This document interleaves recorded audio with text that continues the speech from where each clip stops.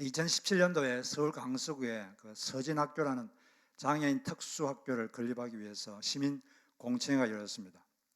그 자리에서 수십 명의 장애 아동을 가진 엄마들이 반대자들 앞에서 무릎을 꿇었습니다. 왜냐하면 그 지역에 지금 장애인 학교를 세우겠다고 서울시 교육청에서 공고를 냈는데 시민들이 반대하는 거예요.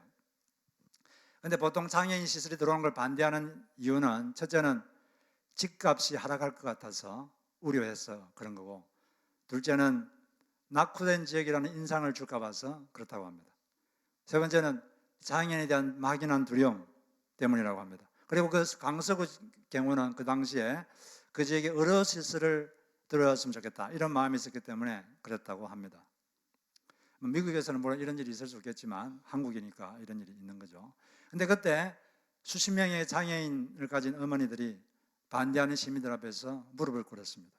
그리고 어머니들은 그때 이렇게 말했습니다. 욕을 하셔도 괜찮습니다. 지나가다가 때리시면 맞겠습니다. 그런데 학교만은 포기할 수 없습니다. 왜냐하면 자녀들이 학교에 가서 보니까 아이 앞에서 따돌림 당하고 어울리지를 못하고 그런 모습을 보니까 너무나 가슴이 미어지듯 아프거든요. 그래서 특수학교가 필요하다고 해서 그들은 이렇게 무릎을 꿇고 시민들에게 빌었던 거죠. 그들의 노력으로 작년 3월 달에 그 학교가 문을 열었습니다. 이 장애인을 가진 엄마들의 애끓는 그런 마음이 느껴져서 눈물이 나는 그런 사진입니다. 어머니의 사랑은 참 큰 사랑이죠. 우리 잘 알려진 시 중에 이런 시가 있습니다. 엄마는 그래도 되는 줄 알았습니다. 하루 종일 밖에서 죽으라 힘들게 일해도 엄마는 그래도 되는 줄 알았습니다. 한겨울 냇물에 맨손으로 빨래를 방망이질해도 엄마는 그래도 되는 줄 알았습니다. 배부르다 생각 없다 식구들 다 먹이고 굶어도 엄마는 그래도 되는 줄 알았습니다. 아버지가 화내고 자식들이 속썩여도 전혀 끄떡없는 엄마는 그래도 되는 줄 알았습니다. 외할머니 보고 싶다. 외할머니 보고 싶다. 그것이 그냥 넋두리인 줄만. 한밤중 자답게 방구석에서 한없이 소리 죽여 울던 엄마를 본 후론 엄마는 그러면 안 되는 것이었습니다. 이 시를 보니까 저희 엄마가 생각나네요. 저희 어머니 살아계시면 거의 지금 100세가 되셨을 텐데 우리 한국의 어머니들은 다 이렇게 살아셨습니다. 자식들을 위해서 평생 희생하시고 수고하시고 그렇게 살았습니다. 어머니들의 사랑은 참 각별합니다.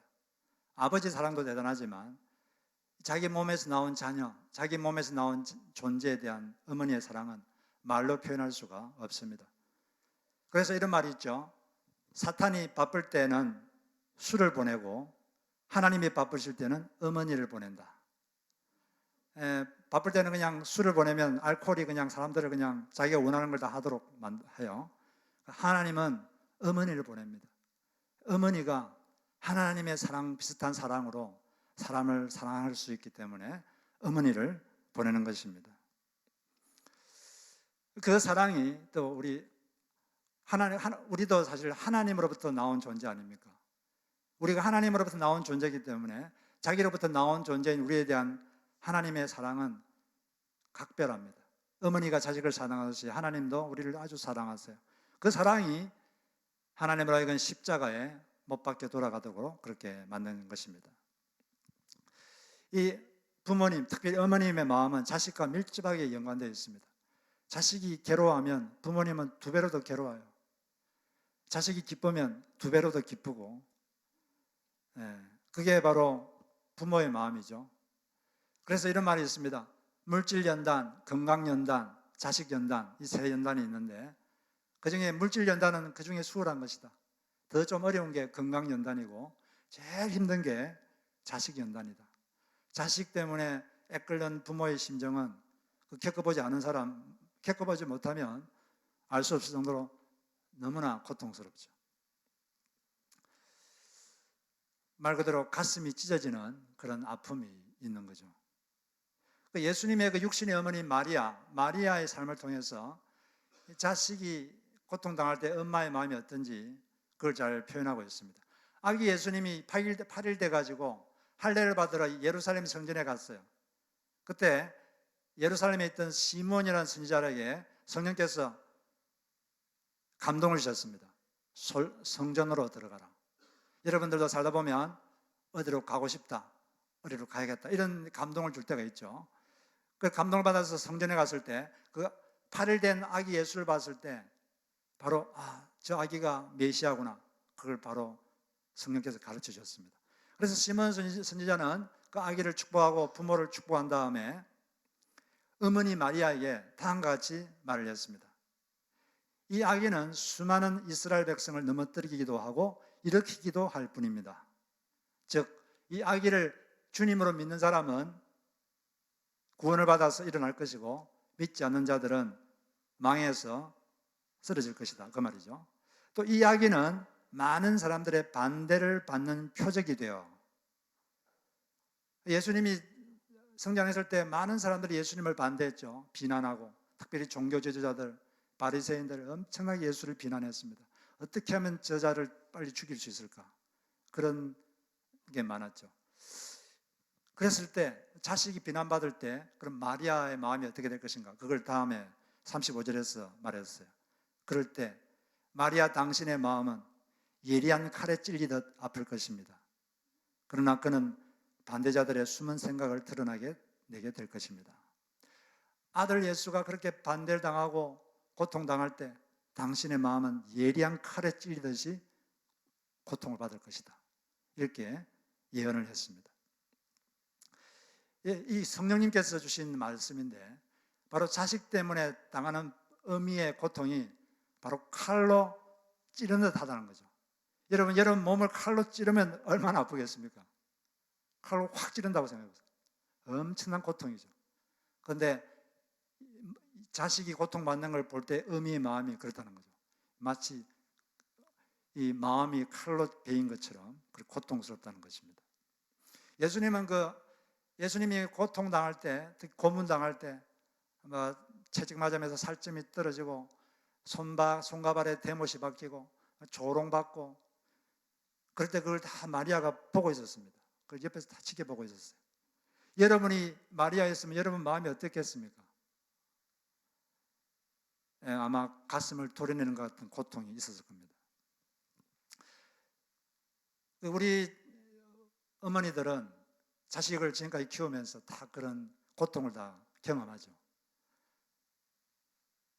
어릴 때는 어린 대로 자식을 키우면서 그런 아픔이 있고, 또 커가면서 자식이 힘들어하는 것, 친구 관계 때문에 힘들어하는 걸 보면 마음이 괴롭고, 또 뭐가 뜻대로 안 되는 것 때문에 괴로워하면 더 괴롭고, 또 특히 병이 들어가지고 괴로워하면 마음이 아주 도려내는 듯이 아프죠. 그런 이제 아픔을 겪으면서 어머니, 아버지들은 자식을 키워냅니다. 우리 하늘 아버지 하나님도 우리의 영적 아버지신데, 영적 어머니시고, 그렇기 때문에 우리가 고통당하면 그분은 더 고통받아요.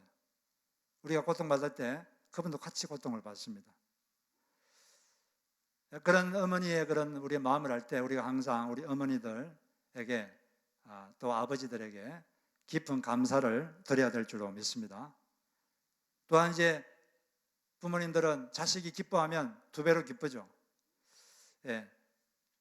자식의 고통이 엄마의 고통이고, 자식의 영광이 어머니의 영광입니다.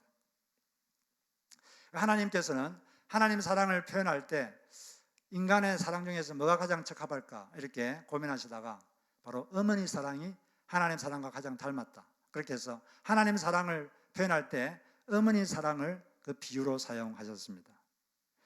이사야 49장 14절에 보니까 오직 시온이 이르기를 여호와께서 나를 버리시며 주께서 나를 잊었었다 하였거니와 여인이 어찌 그 젖먹는 자식을 잊겠으며 자기 태선한 아들을 긍휼히 여기지 않겠느냐.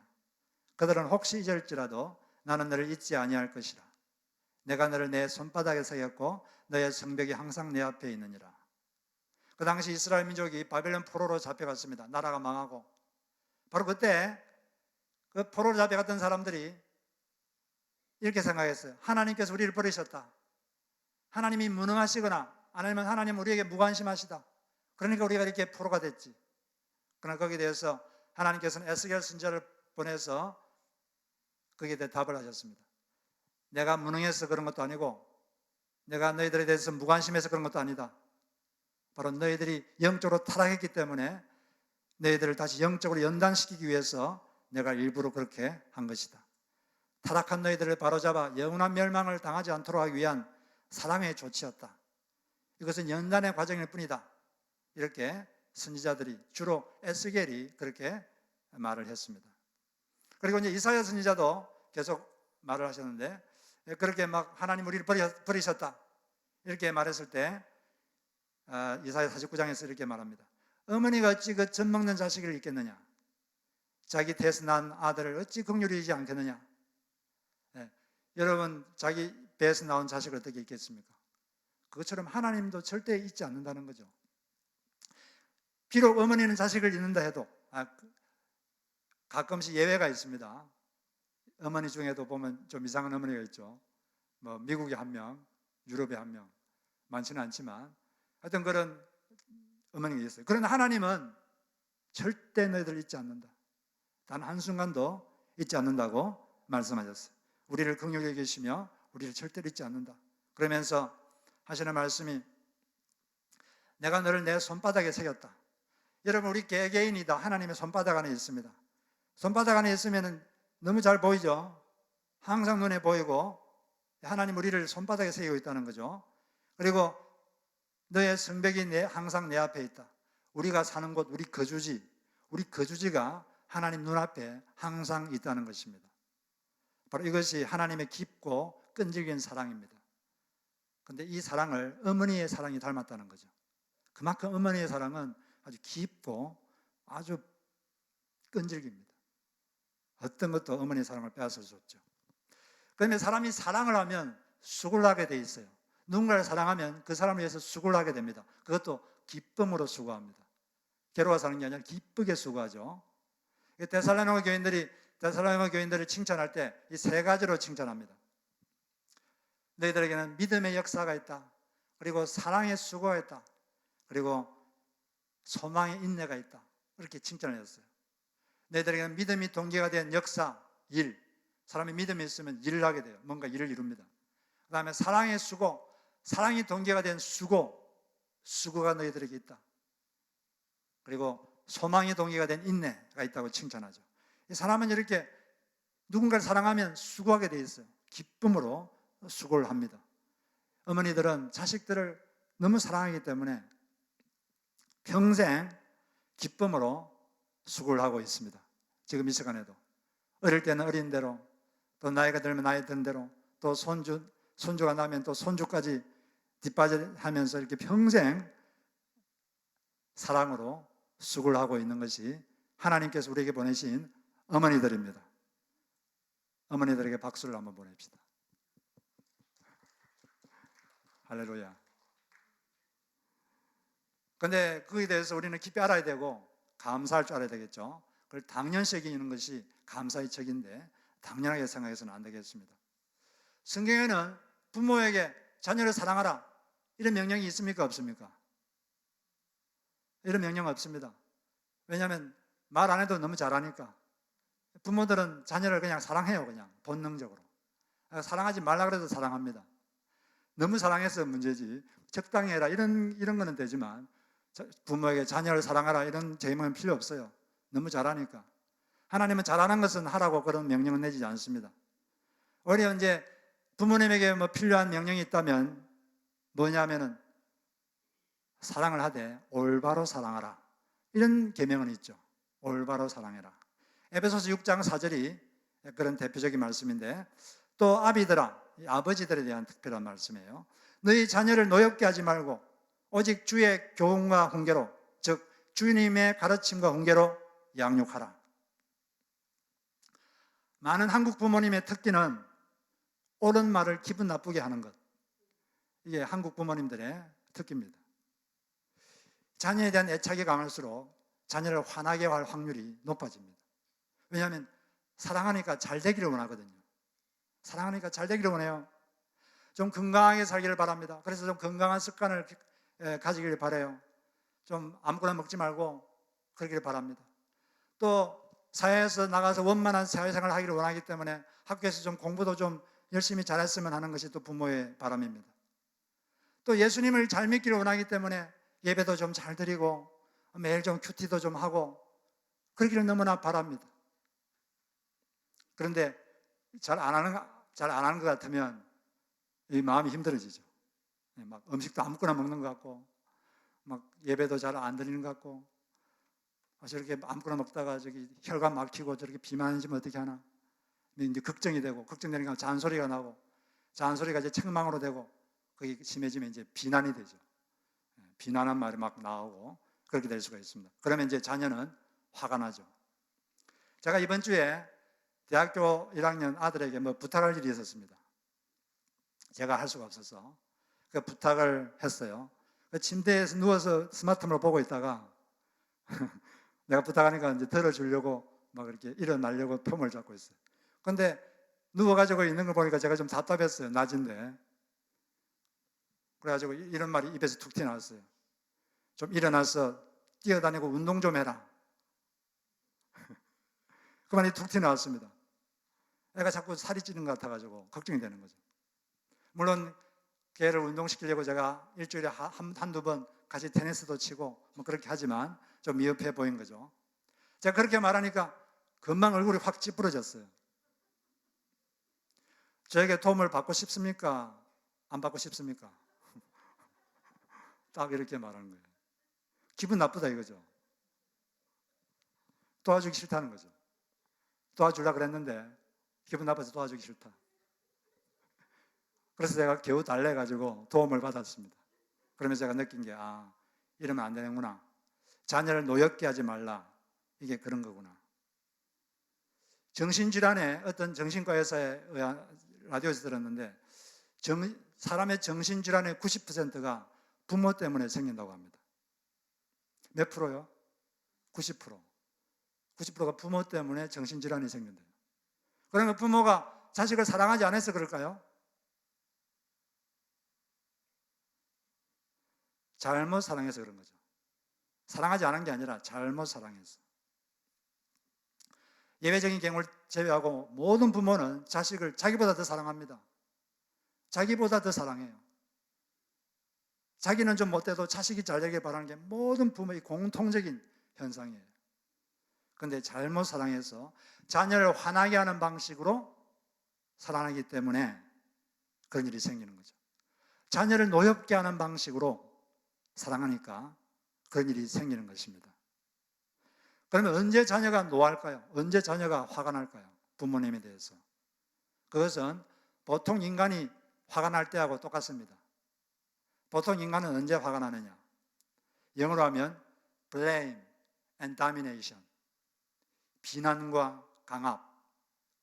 비난할 때 사람은 화가 납니다.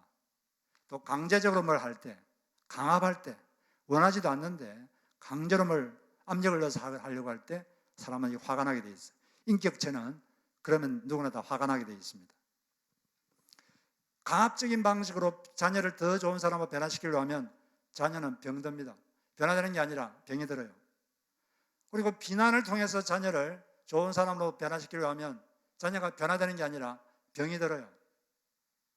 강압적으로 뭘 이렇게 하려고 할 때, 부모가 하려고 할 때, 이 자녀의 성격에 따라서 두 가지로 딱 나뉩니다. 성격이 좀 강한 자녀가 있어요. 고분고분하지 않고 성격이 강한 자녀가 있어요. 이런 자녀는 대듭니다. 같이 싸워요. 강압하고 막 싸우고 부모가 욕도 하고 또 사춘기가 되면 막 일탈하고 그래요. 그런데 모든 자녀가 성격이 그러지 않아요. 어떤 자녀들은 성격이 유순합니다. 온순하고 성격이 온순하고 유순하기 때문에 함부로 감히 부모에게 거역을 못합니다. 그래서 부모에게 반대하는 목소리도 못 내고 억지로 따라합니다. 억지로 따라하죠. 그러나 마음은 계속 억눌립니다. 계속 억눌려요. 억눌리다가 그 정신이 더 이상 감당을 못하면 정신이 병이 듭니다. 몸이 병이 들듯이 정신이 확 병이 들어버려요. 그래가지고 조현병, 옛날에는 정신분열병이라고 그랬는데, 그래서 조현병도 생기고, 물론 다른 이유도 있지만 여러 가지 정신질환, 우울증 이런 것들이 생기는 거예요. 그러니까 우리가 부모는 자녀를 노엽게 하면 안 됩니다. 화나게 하지 않는 방식으로 인격적으로 자녀에게 좋은 것을 가르치는 우리 부모가 되기를 바랍니다. 그리고 또 여기 말씀 보니까 사랑하기만 하면 안 되고 주의 교양과 훈계로 양육하라. 주님의 가르침과 훈계로 양육하라. 이렇게 되어 있습니다. 사랑하기만 하고 적절한 훈계 없이 키우면 무례한 자식, 버릇없는 자식이 됩니다. 적절한 가르침 없이 자란 자녀들은 부모에게 감사할 줄도 몰라요. 감사할 줄은 모르고 나중에 줘도 왜 더 안 주느냐 이렇게 짜증냅니다. 그렇게 계속 내 새끼 하고 감사하기만 하면, 그리고 또 성인이 되었는데도 부모가 퍼다 주기만 하고 자녀는 부모에게 넙죽 받아 먹기만 하면, 그런 의존적인 자녀를 키우면 자식이 무능해집니다. 그리고 독립하지 못하고 책임지지 못하는 인간이 되어버리죠. 자녀들을 독립해서 살 수 있는 독립적 인간, 그리고 스스로의 삶을 책임질 수 있는 책임적 인간으로 키우는 게 필요하죠. 그러기 위해서는 적절한 주님의 가르침으로 자녀를 양육해야 되는 것입니다. 자녀를 사랑하라는 계명은 없지만 부모를 공경하라는 계명은 있습니다. 왜 그런 계명이 있을까요? 잘 못하니까. 잘 못하는 것 하나님은 하라고 그러십니다. 에베소 6장 2절에 보니까 내 부모를 공경하라고 하신 계명은 약속에 딸려있는 첫째 계명입니다. 그 약속은 너가 잘되고 땅에서 잘되고 오래 살 것이다 하신 약속입니다. 이 계명들 중에는 약속이 있는 계명이 있고 약속이 안 딸려있는 계명이 있어요. 살인하지 말라. 이건 뭐 그 말씀 지켰다고 해서 뭐 이런 보상을 주겠다 이런 약속이 없습니다. 그런데 유독 부모를 공경하라 여기에는 약속이 있어요. 부모를 공경하면 어떤 약속이 있죠? 내가 잘 된다. 땅에서 잘 된다. 형통의 복이 주어진다. 그리고 땅에서 오래 살 것이다. 이 말은 건강의 복을 주겠다. 그런 말씀이 됩니다. 그래서 여러분들이 이런 하나님의 축복을 받고 싶으면 부모를 공경해야 돼요. 그리고 여러분의 자녀들이 이런 축복을 받는 자녀들이 되게 하려면 여러분 자녀들이 부모를 공경하도록 해야 됩니다. 그들이 부모를 공경하는 자녀로 여러분들이 교육을 시켜야 돼요. 안 그러면 이런 축복을 못 받습니다. 지혜라고 하는 것은 근원을 소중히 여기는 것입니다. 부모는 우리 존재의 근원입니다. 그렇기 때문에 그 근원을 소중히 여기는 것이 바로 지혜죠. 그 부모의 근원은 누굽니까? 하나님이죠. 그러니까 부모를 공경한다는 것은 결국은 부모의 근원이신 하나님을 공경하는 거죠. 그래서 하나님은 이 부모 공경에 대한 이 계명에 대해서 특별히 보상을 약속을 하고 있는 것입니다. 그런데 반면에 부모를 가볍게 여기고 부모를 업신여기는 것에 대해서는 저주를 선포하셨습니다. 신명기 27장 16절에 보니까 그의 부모를 경홀히 여기는 자는 저주를 받을 것이라 할 것이요 모든 백성은 아멘 할지니라. 경홀히 여긴다 이 말은 업신여긴다, 가볍게 여긴다. 부모를 업신여기고 가볍게 여긴 자는 저주를 받을 것이다. 이게 하나님의 말씀입니다. 또 출애굽기 21장 17절 보니까 그 아비나 어미를 저주하는 자는, 저주한다는 말은 욕한다는 거예요.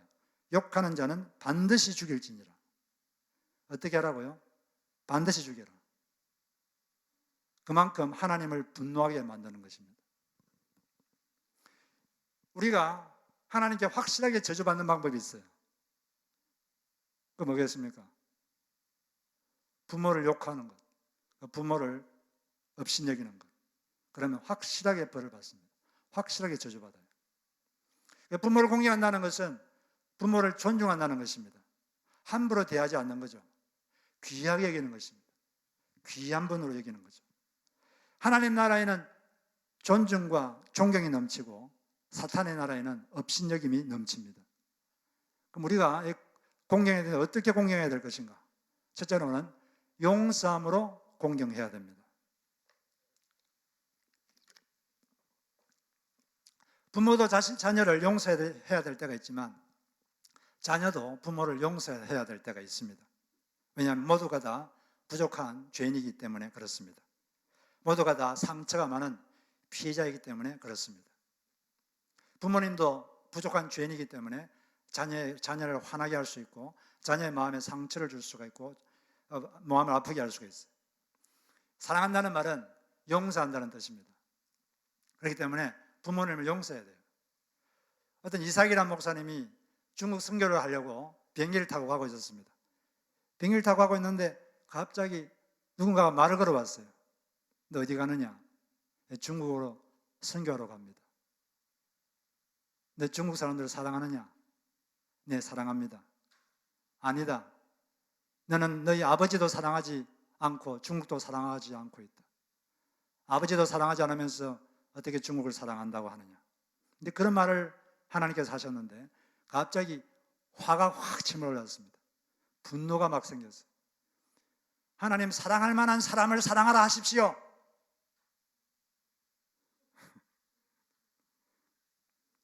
그 아버지는 어머니와도 관계가 좋지 않았어요.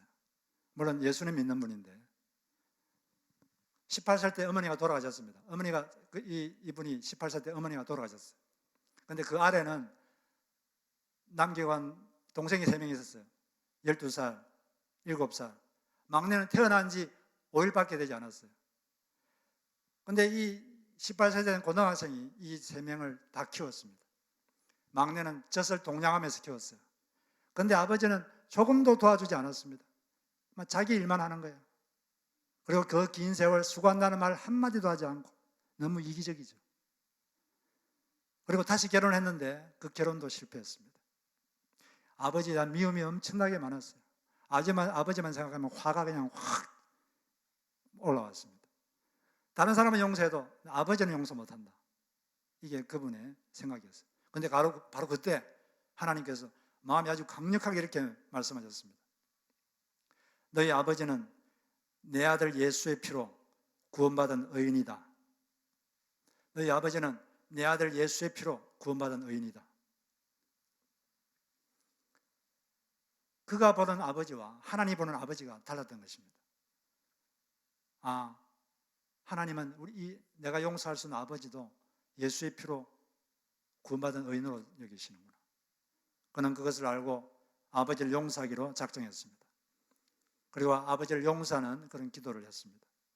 그리고 가서 또 아버지와 화해해서 이렇게 아버지를 용서를 구했어요. 그러니까 그 관계가 회복되고 나니까 조금 있다가 아버지께서도 너가 동생들 키운다고 참 수고가 많았다. 내가 너를 진짜 사랑한다. 그렇게 하면서 서로 껴안고 관계를 회복하는 시간을 가졌다고 합니다. 아버지를 용서하고 나니까 다른 사람들도 좀 더 용서하기가 수월해졌습니다. 아버지와의 관계가 막히면 여러 군데가 막힙니다. 인생이 막혀요. 이분이 북한에 가서 선교를 했는데 북한 선교하다가 보위부에 잡혀가지고 거기서 엄청난 고문을 당했어요. 막 빨가벗겨 가지고 두드려 패고 모욕을 주고.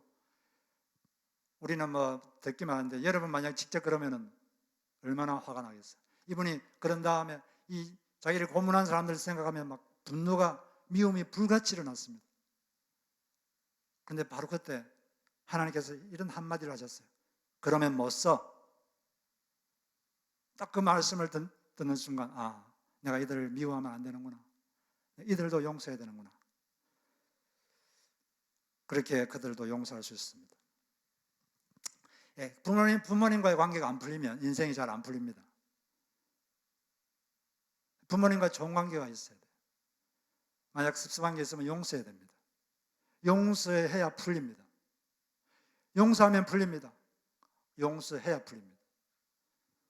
그러면 인생이 풀리고 하늘이 열립니다. 은혜의 소낙비가 그때부터 다시 내려오기 시작하는 것입니다. 용서로 공경하시기를 바랍니다. 두 번째는 내리사랑에는 강하지만 웃사랑에는 약함을 인정하고 의도적 행함으로 공경을 해야 된다는 것입니다. 우리는 다 내리사랑은 잘하는데 위로하는 사랑은 좀 더 약합니다. 그걸 인정해야 돼요. 이령 씨가 지은 책 중에 이런 내용이 있습니다. 까치 한 마리가 뜰로 날아왔습니다. 그러니까 치매기가 있는 백발 노인이 옆에 있는 아들에게 물었습니다. 이 새가 무슨 새니? 그러니까 아들이 까치입니다. 그러니까 아버지가 조금 있다가 다시 물었습니다. 애야, 저 새가 무슨 새냐? 그러니까 옆에 아들이 신경질을 내면서 까치라니까요. 그리고 옆에 있던 엄마가 안타까워 한숨을 쉬면서 당황같이 말했습니다.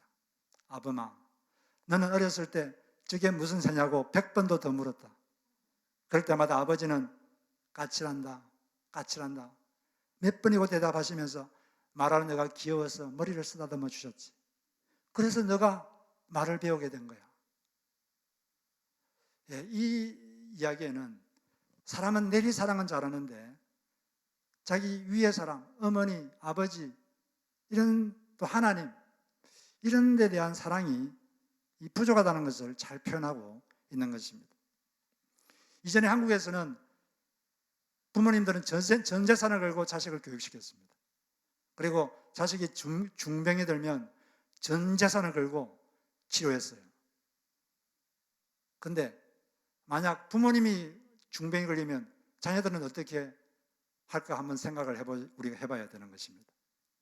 그리고 또 우리 주님께서도 우리를 목숨처럼 사랑하셨기 때문에 자기 목숨을 버릴 정도로 우리를 사랑하셨어요. 근데 우리는 주님이 사랑한 것만큼 그렇게 주님을 우리는 사랑하지 않습니다. 이 웃사랑이 좀 부족한 거죠. 이걸 한국말로는 치사랑이라고 그래요. 위로 치솟아오르는 사랑. 우리는 내리사랑은 잘하는데 웃사랑에 약한 그런 경향이 있습니다. 그렇기 때문에 어떤 식으로 공개할 것인지 미리 의도적으로 행동을 정해놓고 그걸 하는 게 필요해요. 안 그러면 바쁘기 때문에 그냥 무심하게 지나갈 수가 있는 것입니다. 사실 부모님을 공개하는 제일 좋은 방법은 자식들이 잘 지내는 겁니다. 건강하게 살고 직장생활 잘하고 주변 사람과 사이좋게 지내고 예수님 잘 믿고 그러면 사실 부모님이 제일 기쁘죠. 그렇지만 구체적으로 어떻게 하는 게 부모님을 공개하는 것인가? 두 가지만 살펴보겠습니다.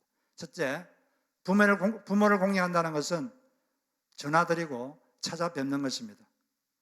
같이 살지 않는 한 연락드리고 외롭지 않도록 찾아뵙는 것, 그리고 필요하면 일도 돌봐주는 것, 이게 공개하는 거예요. 이제 나이가 드시고 건강이 약해지고 그러면 더욱더 그런 게 필요합니다. 나이가 들수록 더욱더 외로움을 더 잘 느끼고 또 섭섭함을 남보다 더 빨리 느낍니다. 왜? 약해지니까. 그걸 이해해야 돼요. 부모님을 섭섭하지 않도록 해드려야 됩니다. 두 번째, 부모를 공개한다는 것은 뭘 드리는 것일까요? 그 관료가 있는데 그 답이 뭘까요? 부모를 공개한다는 것은 돈을 드리는 것입니다. 물론 경제적으로 넉넉하신 부모에게는 꼭 그럴 필요가 없을지도 모르겠습니다. 그러나 그렇지 않은 부모님들이 더 많습니다. 돈은 잘 쓰면 좋은 거예요. 돈으로 필요한 거 삽니다. 돈으로 병원도 가고 돈으로 렌트비도 내고 돈으로 헌금도 하고 돈으로 선교도 하고 돈으로 음식도 사고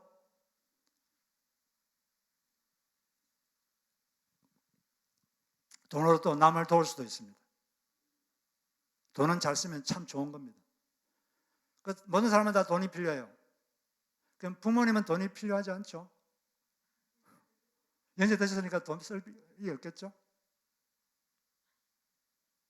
부모님도 돈이 필요합니다. 근데 어머니께 물어보면 엄마 돈 필요해 그러면 대부분의 어머니들은 우리 세대 어머니들은 백중팔구 이렇게 답합니다. 아니 필요 없어 너희들 써. 난 필요 없어 너희들 써. 이게 그냥 대부분 어머니들의 답입니다. 뭐 신세대 어머니들은 잘 모르겠지만 우리 세대 어머니 다 그래요. 왜 그러냐? 평생 어머니는 자식을 배려하는 게 몸에 배어 있어요. 나보다는 자식, 내가 못 먹어도 자식은 먹어야 된다. 이게 그냥 평생 습관이기 때문에 그냥 그렇게 자식을 배려하기 때문에 그 말이 나오는 거예요. 그리고 또 자식이 그렇게 부탁하기가 또 쑥스러운 것도 있고 그래서 그런 거예요. 그래서 부모님들, 어머니들의 말은 반대로 해서 들어야 됩니다. 어머니 돈 필요해요. 아, 필요 없어. 너희들이 써. 아, 그러면 돈이 많이 필요하시구나. 돈 좀 보내라 그 말이에요. 부모님 말은 반대로 들어야 됩니다.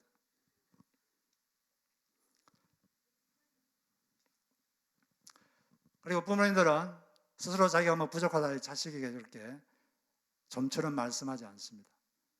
그래서 아주 뭐 부유한 부모님이 아니라면 자녀들은 스스로 알아서 챙겨드려야 돼요. 이게 바로 그리스도인이 마땅히 그렇게 돼야 됩니다. 그게 바로 정상적인 기독교인의 삶의 행실인 것입니다. 적극적으로 살펴보고 자신의 생활비를 줄여서라도 그렇게 해드리는 것이 자식된 도리인 것입니다. 예수님께서는 십자가 위에 달려서 얼마나 괴로울까요? 고통스럽고. 얼마나 고통스럽게 했어요. 자기 생각만 해도 시원치 않을 텐데 바로 그때 마리아 어머니가 옆에 서게 됐어요. 그러니까 그렇게 고통스러운 상황에서도 옆에 있는 제자 요한에게 이렇게 말했습니다. 요한아, 오늘부터 너희 어머니로 모셔라. 내 어머니라. 이렇게 말했어요. 그때 아마 아버지 요셉은 아마 돌아가신 것 같아요. 그래서 요한은 그때부터 마리아를 평생 모셨어요. 그렇게 자기가 고통스러운데도 예수님은 어머니를 챙겼습니다. 어머니를 공경하신 거죠. 우리도 이 예수님을 본받아 평생 여러분 우리를 위해 수고하신 부모님을 챙겨드리고 공경하시기를 바랍니다. 우리 모두는 다 어머니 아버지에 대해서 그들의 수고와 사랑에 대해서 다 감사하는 마음을 갖고 있습니다. 근데 그 감사를 늘 말로, 선물로, 행동으로 표현하시기 바랍니다. 표현하지 않는 감사는 감사가 아니기 때문입니다. 특히 어머니 날은 오늘 더욱더 그런 표현을 하시기를 주님의 이름으로 축복합니다. 우리 같이 찬양을 한 곡 하고 같이 기도하도록